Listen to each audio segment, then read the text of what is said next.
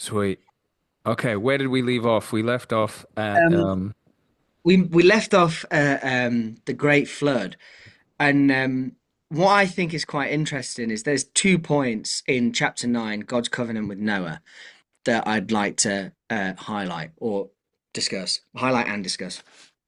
And it's firstly when God says unto Noah, he says, he's saying that he's not going to. Previously, he's just said, "I'm not going to kill all of humans ever again. I'm not going to smite them in that same way. Um, let's just see. I'm just going to see how this goes." It almost feels like a scientist, some kind of experiment. He's going, "Look, I know that was that first one. You were doing wicked things. I couldn't. We had to get rid of that one. We're going to do a new save game now, and it's kind of similar, but it's new. And we're going to go. And this time, I promise, no matter how wicked you get." There might be a little bit of sulfur and hellfire from the skies later on or shortly, but I'm not going to smite everybody again.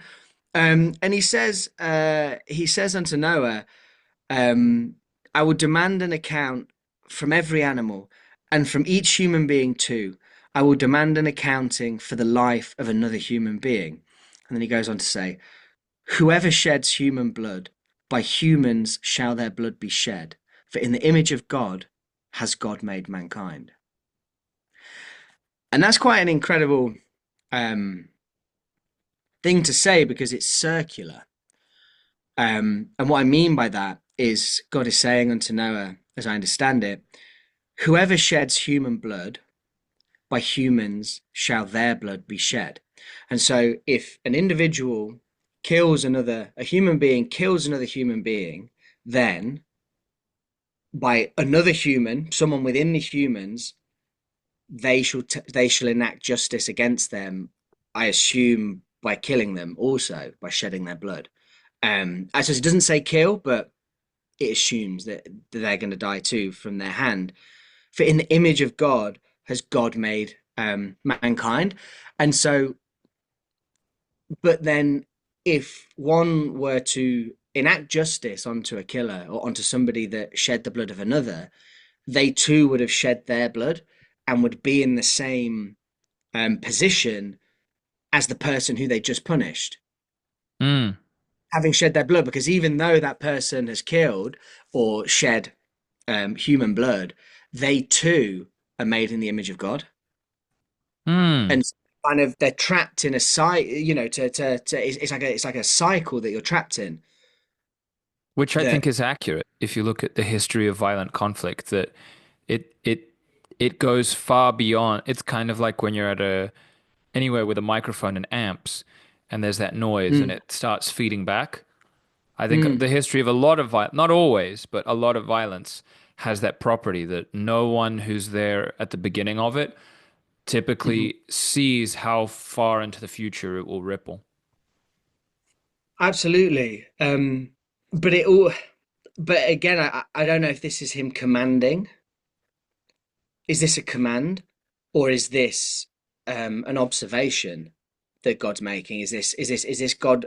He is bequeathing wisdom onto Noah. It's definitely. But is he make? Is it a command that he's saying? I command that whoever sheds human blood, by humans shall their blood be shed. For in the image of God has God made mankind.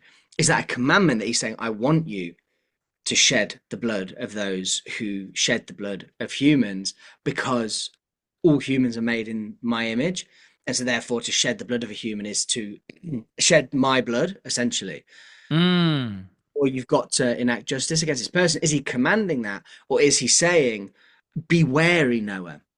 Be wary of murder, be wary of bloodshed, because whoever sheds human blood, naturally, by humans shall their blood be shed, because that is the way of human nature. For in the image of God has God made mankind. Mm. I think I it's don't know. hard to. There is that thing where, like, if we bounce back um, to the fall, Mhm. God says to the woman, He says, "I will make your pains in childbearing very severe." Mm, And to the serpent, He's even more explicit. He says, "Cursed are you above all livestock." and he says, "I will put enmity between you and the woman." So God's actively intervening. I will put, or I will make. But then to Mm, Adam, he says, "It cursed is the ground; it will produce by the sweat of your brow." There's nothing where I think this comes back to what you asked with the shedding of human blood. How mm, much of it is God saying that this is what he's now going to intervene and do supernaturally? He's going to introduce a new law to the world, as compared to simply saying, when you explain to a child that, like, well, because you've like a purely hypothetical, you took all the dollar bills out of the wallet.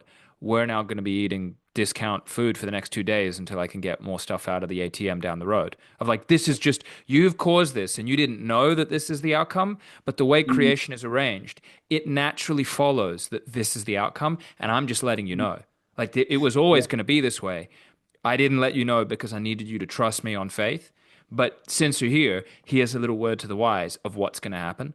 And it seems Yeah. like God does that. He does that when he feels it's necessary. And because in principle, he could have come up to Adam and be like, let me explain quantum mechanics to you. But he didn't feel that was necessary. Yeah. It wasn't necessary to give him that download. He gives each person the the information that, see, it seems to me, the information that God thinks is necessary on the supposition that the human being acts chooses good. Hmm. And so it's almost like God actually chooses to, he's not a cynic, he's an optimist. He's like, first, I'm going to plan for success. And then if failure arrives, we'll see what we do about it. But I'm not going to, but God doesn't seem to have this character of like, oh, but what if Adam disobeys me? I better make provision. He's not Hmm. of that. He deals with it, but he thinks highly of Adam. He thinks highly, but here with Noah, it seems that he warns him. But also it's because again I think I agree with you, and I think it boils down to you can't love a captor. You can't truly love someone who forces you to do things. That's not the foundation of a loving relationship.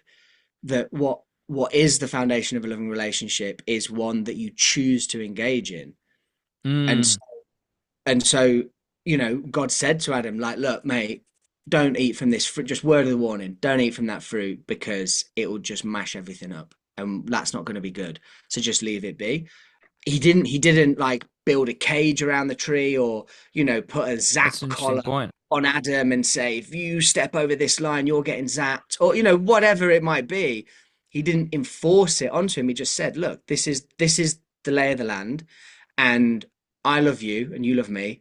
And based on that relationship, I'm not going to force you to do anything. I'm just going to guide you and say, don't do this, do this. Because if Adam was forced to do anything, then that's not a relationship of love and trust. That's domination.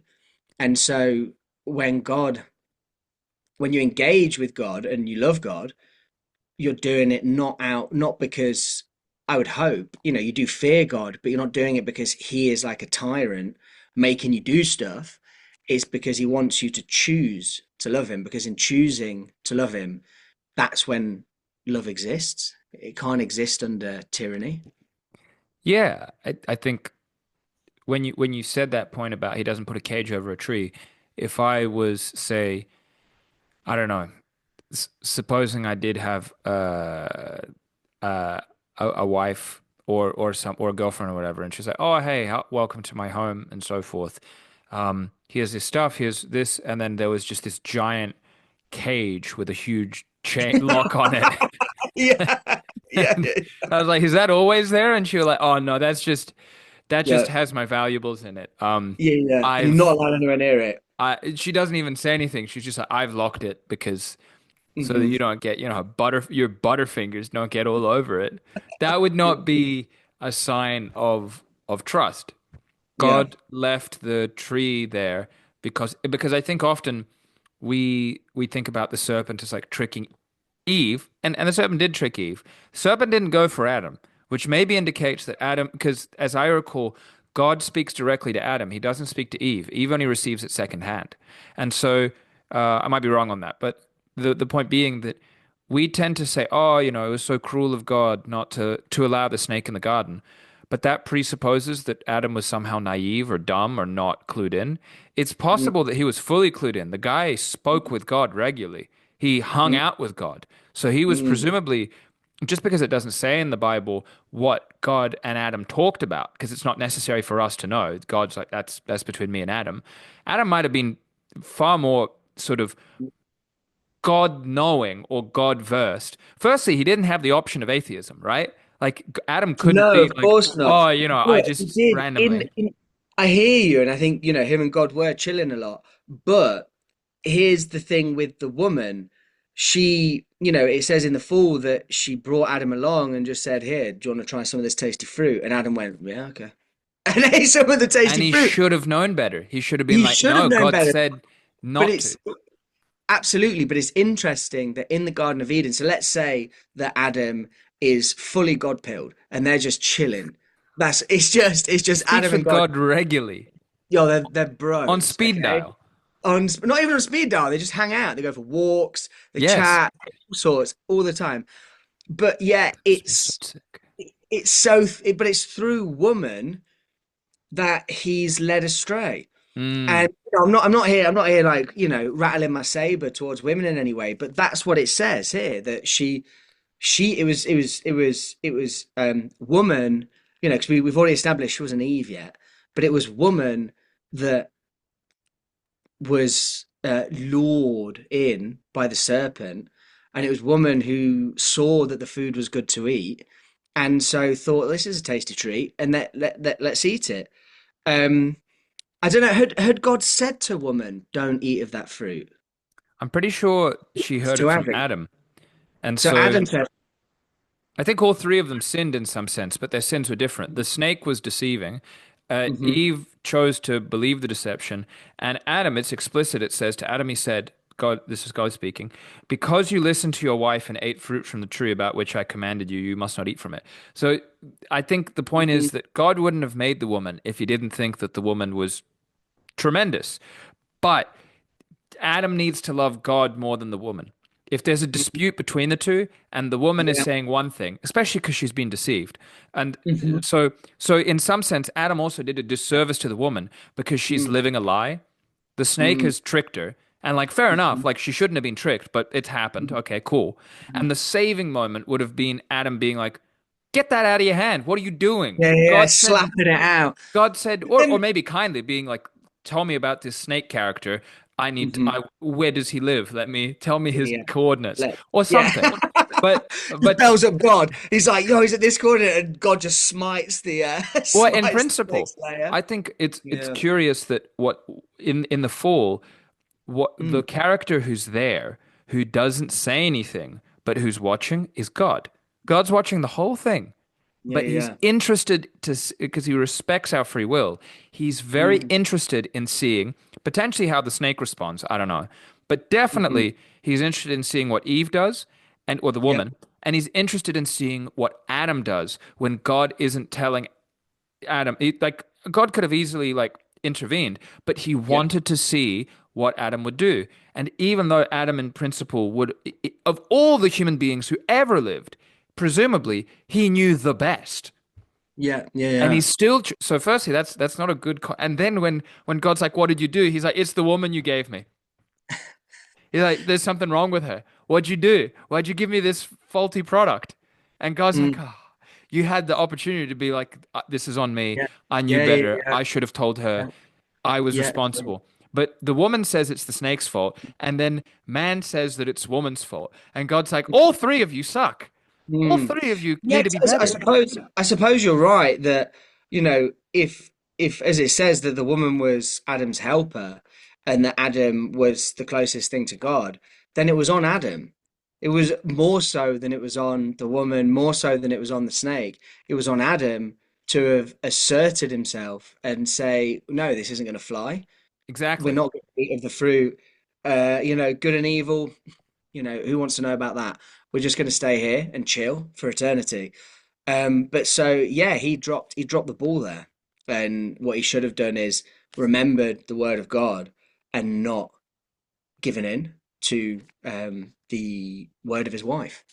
That was on him, Especially because 100. God gave him wife in the first place. So if he's Yeah, like, wife is yeah, great, it's yeah, like, well, where'd you get wife from? yeah, yeah. Where'd you get this whole place from? Where'd you get yourself from? You know, um, And Adam's like, oh, I don't know about that. That all seems pretty like that's just fables. That's but it's not an apple, is it? It's not this yeah. this tasty morsel. But then, jumping ahead, Yeah, let's like jump back. Yeah. let's jump, um, let's jump right ahead. Let's have a look. Um, and this is, Revelation. yeah, yeah, yeah. I'm jumping right ahead, right ahead. Where am I going? Um, let's have a look. AB rescues Lot. Okay, yes. Where are we? Sorry. No, you're all Wishes good. only to bless him with riches. So yeah, so Abraham, Abraham. Abraham is a bit of a dude. I like Abraham. Yeah. I think he's got solid character, and the reason being is that even though him and Lot couldn't get on, due to they were becoming too numerous and they were stepping on each other's toes. This is chapter 13. Hmm. Abram and Lot separate, and they're just beefing. And so Abram's like, "Look, either go west, go east, go whichever direction you want. I'll go the other way," and they do. But then Lot gets captured by a king when Sodom and Gomorrah and all them kingdoms go to war with each other. But even though Abram and Lot have gone their separate ways, the moment Abram finds out that this is what's cracking, he rallies together. I think it was like 318 of the trained men in his squad. And they all just roll out to chase this king down. And they do, they chase him down and they just mash him up. It says, they follow him, they hound him, they pursue him, and then they scatter him and take everything back. The women, the children, Lot, the whole thing, all of the livestock. And so then he gets blessed. But this is the reason why I think he's such a good, strong character, is that even after he's proven himself as a warrior by saving his kinsmen, even though they were at a point of disagreement, he overcame that because they were family. And so he Mm. went to rescue him, brought him back. He wasn't afraid of war, wasn't afraid of conflict to save his loved ones, brought them all back. But in particular, and this is I think the top, the cherry on top, is that when he was offered great riches by the king of Sodom came out to meet him. It's probably Salem. good Yeah. actually, that he didn't take anything from the king of Sodom. But anyway, but that's a little bit later. But he says here, he goes, but Abram said to the king of Sodom, with raised hand, I have sworn an oath to the Lord God Most High, creator of heaven and earth, that I will accept nothing belonging to you, not even a thread or the strap of a sandal, so that you will never be able to say, I made Abram rich. I will accept nothing but what my men have eaten and the share that belongs to the men who went with me. And so the reason I He's a think this legend. is, legendary behavior is that his family's in trouble. He doesn't even think about it. He rolls out with the boys and he puts them to the sword. He takes them back. And then when the king is like, "Oh, you absolute legend, you saved these people and you got loads of my stuff back after my defeat. Let me shower you with gifts." He goes, "No, I didn't do it for your gifts. I did it, I made an oath. I made an oath with God that I wasn't going to be made rich by you. I was going to be made rich by the blessings of God.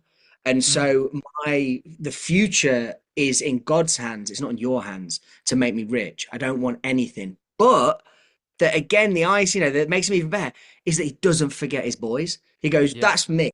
But the squad, yeah, give them their due. Give them all of give them all the bits and bobs. And so, they prove themselves. But what that also has, or at least later on, the echoes of that. You look back to say like medieval periods in England, or you look back to chivalric warrior times within England and earlier. Look back to the Beowulf poem. This idea of great men who ride out into battle and who do battle and are victorious and get all of these treasures for doing so. but that it's always a feast at their table, and their Mm. brothers in arms, who aren't always of blood, will always be given gifts. It's a big thing in Anglo-Saxon culture that the king would, shower, or the Dane would shower his officers and shower his crew with gifts. He'd make sure they were never forgotten, because it wasn't forgotten that they're the fellas that ride into battle with him.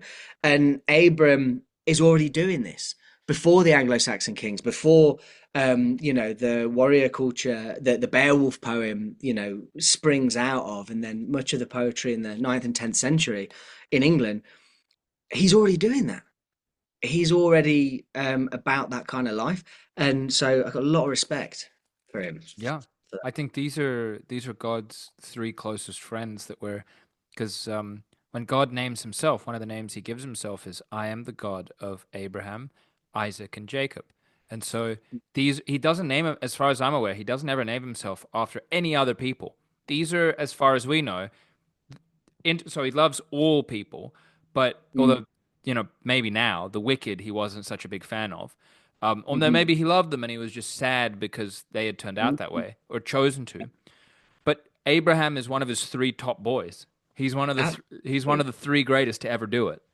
Yeah. He's But then in the goated. same, he's absolutely goated. But in the same way that Abram doesn't forget his boys and shares treasures with them, Mm. God doesn't forget his men. And Abram becomes fantastically wealthy, and he has a large family, and he does bits. And so I wonder yeah. if I wonder if that's an insight because typically we're friends with people who might be very different to us in many ways, but at least in one way have a similarity.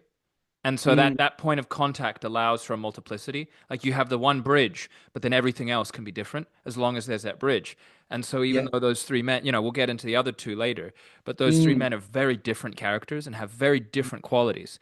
mm, Each of them has something in common that makes them like just boys with God. yeah. And I Yeah. think you're onto something with the fact that Abraham's quality that he shares with God is that he provides for those who are under his responsibility, and secondly, he feels this impulse to come and save people, even if is at great cost to himself, which is Mm, foreshadowing thousands of years. Jesus, mm, who at mm, the ultimate personal cost is willing to do that because he cares for his family that he sees as everyone. mm, Because he cares for his family, he's willing to take a big risk, and he's exceptionally generous, recklessly generous. And the God mm, describes himself as reckless with his love, um, mm, and that's Abraham.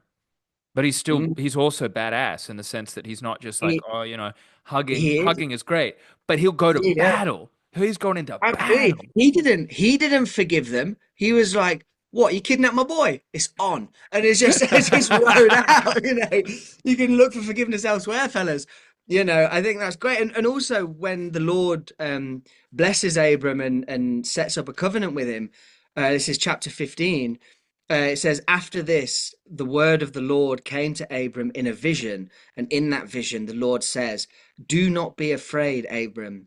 I am your shield, your very great reward." And it's like it's in the language of what's just come before, of treasure, of rewards, of Mm, battle, of shields, which that wasn't an offensive battle. It was a defensive one. He had to save his kinsman. And so a shield, I think, would symbolically represent that action more thoroughly than say a sword would, because it was to defend his loved ones, not to attack his enemy. Um, yeah, which I mm. think, but slightly jumping ahead 2 chapters here, I don't understand this whatsoever, and so maybe you can shed some light on it, or maybe somebody in the comments can shed light on it. And that is the covenant of circumcision. Mm. What is Let's going get on into here? it. Let's get into it. What is, and so I just like to read. I just like to read a section from this, if I may. Please, please. Every male among you shall be circumcised. You are to undergo circumcision, and it will be the sign of the covenant between me and you. What does that mean? Why? Oh, sorry. This is chapter 17, verse 9, kind of halfway down. Oh no, no, sorry, verse 10 and 11. Sorry, it's tiny little things. Hmm. Verse 10 and 11. This is my covenant with you and your descendants after you, the covenant you are to keep. Every male among you shall be circumcised. You are to undergo circumcision, and it will be the sign of the covenant between me and you. Why? Why? Why? Hmm. I mean, interesting. First thing is it's circumcision of anyone who is 8 days old. So seven is the number of completion throughout the Bible. And Mm, then it's it is. completion plus one. So Mm, it means that you've lived, but then the child is because presumably ch death during the early stages of of newly borns was a thing. But 8 days was mm, enough to then say they're now in covenant with God. Everything before is they're not, I don't know, yet fully in the world yet. mm. Um, but But yeah. but why is it the severing of the foreskin? What does symbolically the foreskin stand for? Does it symbolically stand for something? Why is it that it's that particular thing? You know, So one thing is it's hard to hide. It's if in I don't know. principle You're not. as I would assume they're not walking around with their chap out. but I guess if You know what I mean? although presumably it's like the ultimate tattoo of it's there. You can't really, and also unlike a tattoo, you can't remove it because it itself is it's like a whereas What are we a going to do? tattoo well a tattoo is the act of addition, but the circumcision is the act of removal. So if somebody has their foreskin in the under the we now live under the law of Christ, but under the law of I guess Abrahamic or Noahide law under Noahide law, Mm, um, this would have meant that somebody could tell whether or not someone is or is not in covenant with God. And something in terms of explanation, why?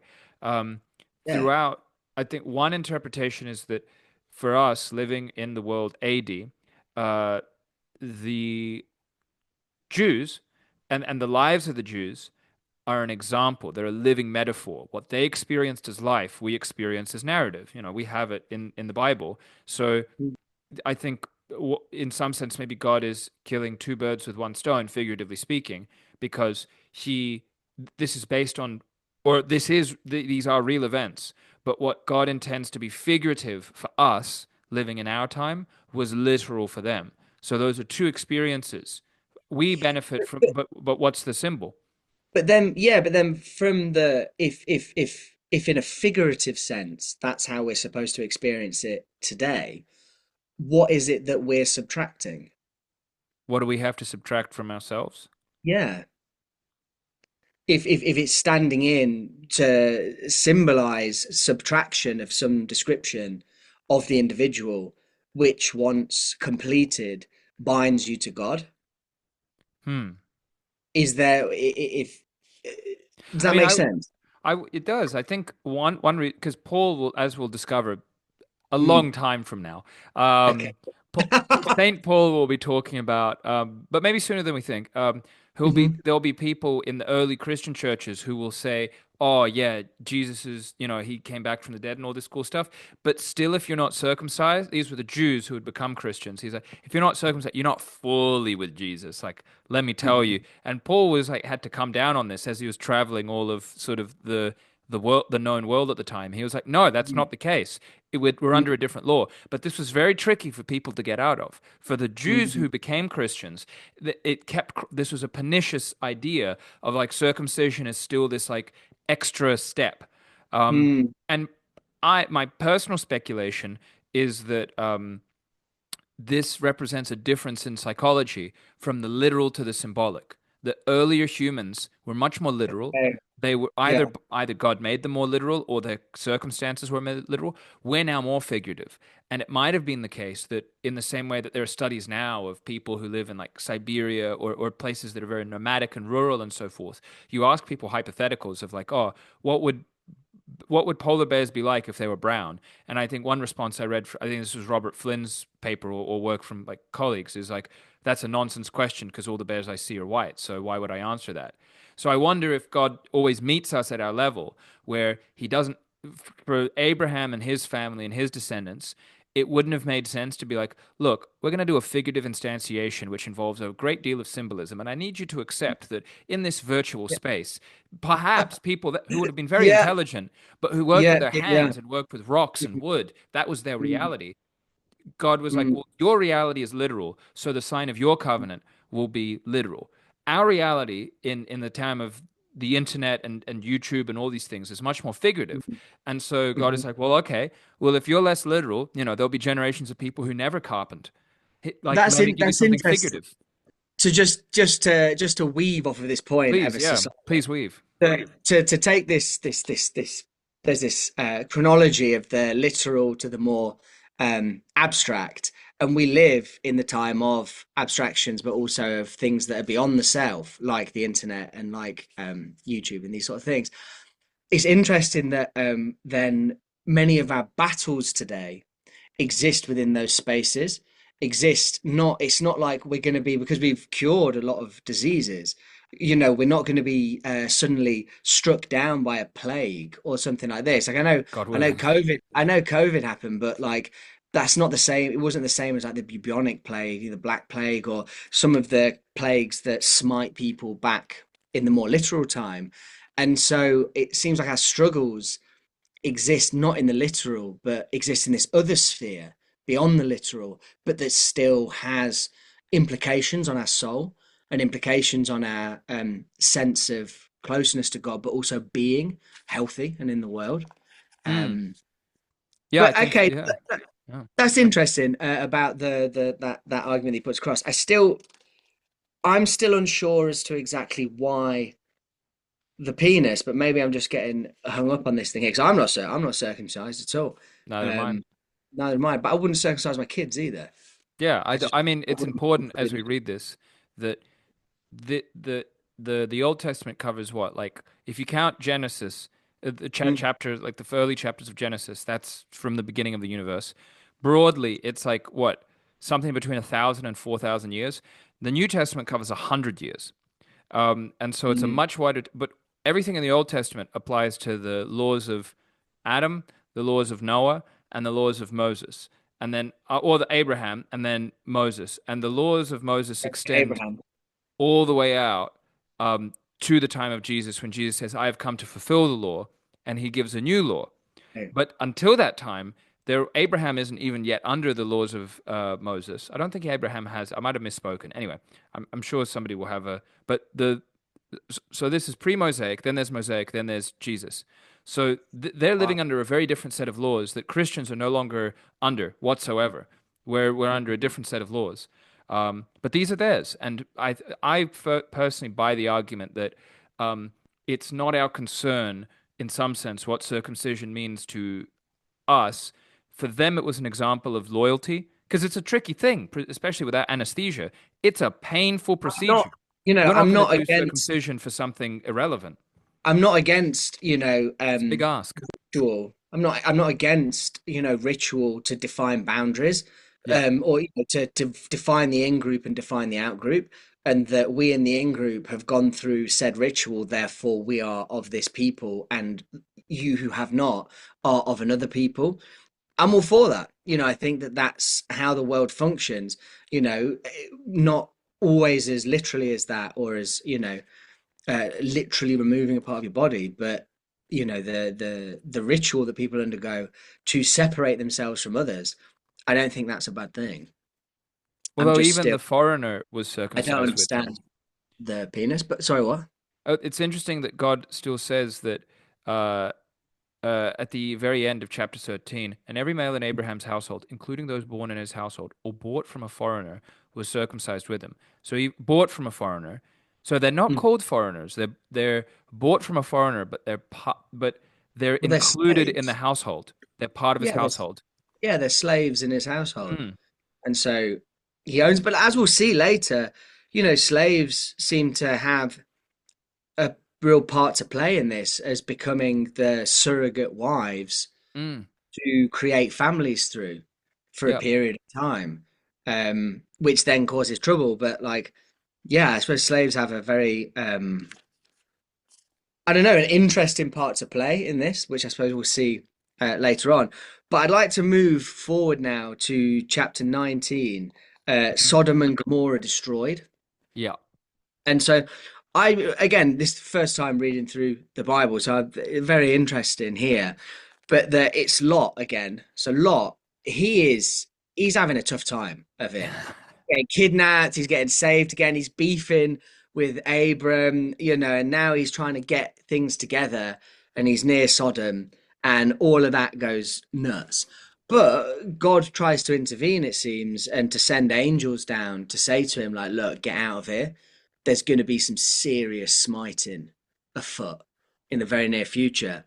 But it's interesting that to represent the how far fallen Sodom is, to the extent to which it must be subject to burning sulfur, that it doesn't in any way describe their crimes in like long detail. It doesn't, none of the like minutiae of the ways in which they're sinning in particular are described here, but that when the angels come, the men of the town, instead of wanting to greet the angels as a guest or to bring them into their home in the way that Lot did, they want to have sex with them.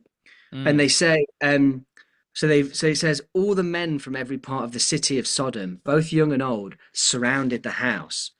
They called to Lot, where are the men who came to you tonight? Bring them out to us so that we can have sex with them. And I suppose in that action, it does all it needs to do. That you Mm. have these two strangers have appeared who Lot has instantly realised are kind of more than strangers, and he's welcomed them into his home. But when everybody else realises they're strangers here, they're like, "Oh yeah, let's just have sex with them."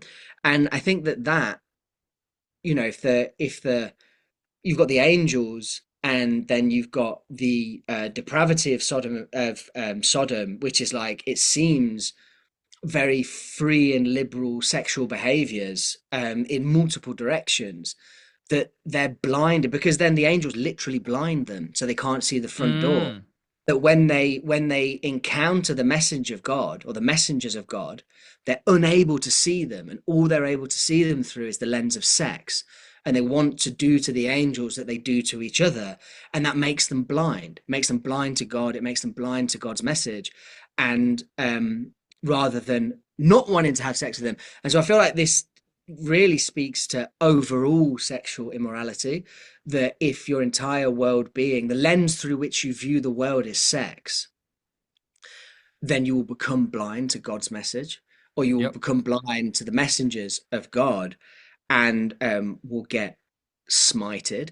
But one last point, because I see one last quick point. Lot then bizarrely offers up his two daughters in the place of the angels and says, why don't you have sex with my daughters? Because they're both virgins. And like, if I was Lot's daughters chilling in this house, I'd be like, yo, Dad, what are you on about? I don't want to go out there and, be shagged by all the men of Sodom. Why are you offering me up? That's just mental behavior. But then the very next section is Lot and his daughters, and they both get him drunk and shag him and conceive children through him because they're worried that there's no men knocking about in this new town. But it's almost as if, is that Lot's daughter's revenge? Because there's Yeah, I something going wonder on if he's there that getting his just desserts that he kind of put he's them with. getting is just And they're like, "Well, exactly, we'll give you children, but not how you expected." That probably would have exactly, been worse for him than for them. I feels like naturally that would have been tricky for them, but this is to be continued. yeah. Maybe we'll To leave be, it on that cliffhanger. it's been a pleasure. Thank you so much, and thank you all Yeah, for watching. thanks for, yeah, thanks for listening. See you in a bit. Bye.